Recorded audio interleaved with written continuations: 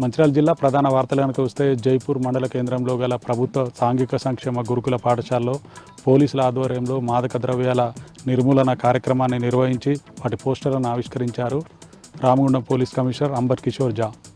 ఈ సందర్భంగా అంబర్ కిషోర్ జా మాట్లాడుతూ విద్యార్థులు మత్తు పదార్థాలకు బానిసలవ్వకుండా తమ జీవితాలను బుగ్గిపాలు చేసుకోవద్దని, క్రమశిక్షణతో చదివి ఉన్నత స్థానాలకు చేరుకోవాలని అన్నారు. మంచిర్యాల జిల్లా కేంద్రంలోని ఒడ్ర కాలనీ వికాస్ నగర్లలో పోలీసులు నిన్న అర్ధరాత్రి కార్డన్ సెర్చ్ నిర్వహించారు. సరైన డాక్యుమెంట్స్ లేని 30 బైక్లతో పాటు మహారాష్ట్రకు చెందిన దేశీదారు మద్యం, 10,000 రూపాయల గల మద్యాన్ని పట్టుకొని నిర్వాహకులపై కేసులు నమోదు చేశారు పోలీసులు. కొమరంభీం ఆసిఫాబాద్ జిల్లా కెరామెరి మండల కేంద్రంలోని తహసీల్దార్ కార్యాలయంలో 55 మంది లబ్ధిదారులకు సీఎం రిలీఫ్ ఫండ్ చెక్కులు పంపిణీ చేశారు ఎమ్మెల్యే కోవలక్ష్మి.